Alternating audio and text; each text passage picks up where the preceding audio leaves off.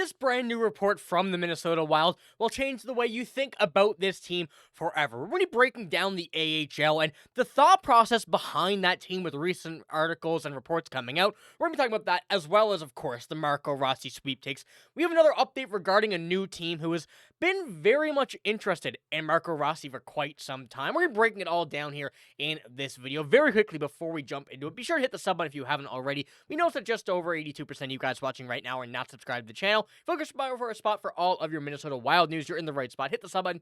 Join us here on the channel. We're covering everything Minnesota Wild, and we have so much news to cover. You will not want to miss it, and we're only getting started. But let's just jump straight in here to our first topic. As one NHL writer believes the Pittsburgh Penguins make a great fit for Marco Rossi. The Penguins made the list of 5 top spots for the Wild's pivot compiled by Bleacher Report Adam Getz. Now, we know Marco Rossi has been linked to just about every team in the NHL to this point, and we spoke a little bit about the Pittsburgh Penguins, but this article really dives a bit deeper into it, and the idea behind Marco Rossi, his fit with the Minnesota Wild, his fit with the Pittsburgh Penguins, and how things would really work out. This comes from a Pittsburgh Penguins standpoint as well, so let's keep that in mind. But I want to pull up this article this little tidbit of this article right here. Rossi's on the cusp of truly becoming an impact player in the NHL, and as a result, he is set to make a significant amount of money on his next contract, which is going to be next year. Beyond this, if he signs the offer sheet, he could cost a team like the Penguins a first-round pick this summer. Now, this article kind of dives into the idea of an offer sheet from the Pittsburgh Penguins. But Marco Rossi, I do not think will be an offer sheet candidate. I think that he will be traded before. I think that the trade will really dictate what the idea is here, unless it is somewhere above the 2 first-round pick range. And I think the Wild completely let him go. I believe it would be 2 first, the second, and third. Correct me if I'm wrong in the comments below, but that would also depend on the threshold of a contract. Now, Marco Rossi, we did mention, would be a great option for the Pittsburgh Penguins, and the Pittsburgh Penguins, unfortunately, however, do not really have the assets to give up from a Minnesota Wild standpoint. So I kind of wanted to just dive into it here and go over Marco Rossi, take a look at the stats here. With a 60-point season, only one of 2 players on the Minnesota Wild to have an 82-game season with him and Matt Boldy, but the thing about him here, he's 23. He's going to be 24 very, very soon, but at that age, playing his first real full season, I'd be willing to say, taking the big step up as he did, and ultimately not being a prevalent factor for the Wild in the playoffs, that's where things really start to concern themselves with the Minnesota Wild.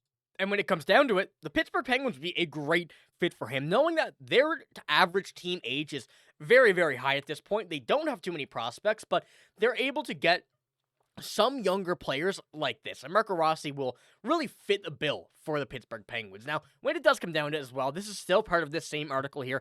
The Penguins certainly need a player like Rossi's skill set. However, the acquisition cost is something the team needs to consider, especially if they're being careful of their future roster construction. Now, we know that the roster right now really built around Malkin, Crosby, Letang, and those guys don't have too much longer left. You see 2 years on Malkin's contract, 3 years on Crosby's, I believe 3 years on Carlson's as well, and then 4 years on Letang's, I believe.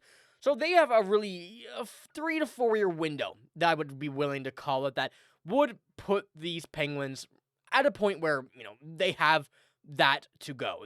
And after that, it's going to be a big struggle for them, Crosby may resign. Malkin, I fully believe, will retire after next season, which is the last year of his contract, but at a Malkin contract of, 6.1 and a Crosby at 8.7, these are still very much contracts that allow you to be able to sign players like Marco Rossi and go out and make those moves to be able to build this team around them. But they don't want to give up too much because, the depth for them is still pretty shallow. They don't have too much of it, but they also need to get better at this point. So they're in a tricky position, but when it comes down to it, I think that Marco Rossi could be the option for them, and they're a team that I would certainly say would try to offer sheet, but as I mentioned a few minutes ago, I think the odds of that are going to be very difficult. So if we would kind of go out here, make a trade for Marco Rossi, get rid of him, would the Penguins be an option to you? Who would you want to see in a return, or what would it be? I think the picks would be ideal for them to be able to get rid of those, but keep everything they have. And if an offer sheet does come down to it, what price would you be willing to kind of let him go for? Let me know what you think about that. But we need to dive into another topic right now, and this comes kind of something similar to what the Penguins are dealing with, and the development in the AHL. The Wilds have a phenomenal group of prospects, and there is no doubt in my mind that some of these players that are still in the AHL right now will develop to be superstars. However, a recent kind of report and article and an overlook of what the Wild have been doing from Joe Smith of The Athletic put this into perspective that a lot of Wild fans are a bit scared of, and this is what he had to say in this article. Going over about Matt Hendricks told that The Athletic, it's not about winning. It's not the mandate in Iowa. With the focus instead on developing prospects into NHL players, he feels they're in a different cycle than any other team. Wanting to play prospects versus building a veteran-laden team that might be more playoff ready, then he sees some smaller wins like signs of growth in Lambos and Hunter Height, who had a great first year as a pro. Liam Ogren played in the NHL games again and should push for a regular roster spot with the Wild next season. Now, this is where things get a bit interesting because when you're looking at this, the Wild have a very young team down there. They've missed the playoffs 3 of 4 years, and the team does have some veterans, but is really filled with a lot of younger players. And when you're comparing this to some of the teams in recent memory and kind of recent history, you can take a look here at the Laval Rocket this year. They have a very, very young team and are still in the AHL Calder Cup playoffs and are very, very good.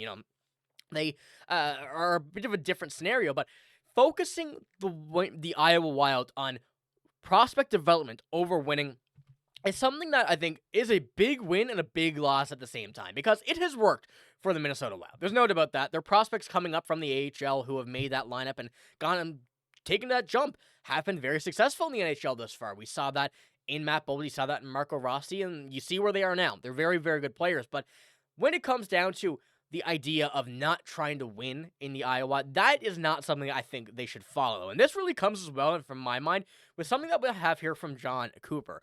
2-time Stanley Cup Tampa Bay Lightning coach John Cooper swears by the belief that it is, backed by his former AHL Norfolk team, helping spark the Lightning's decade-long contender run.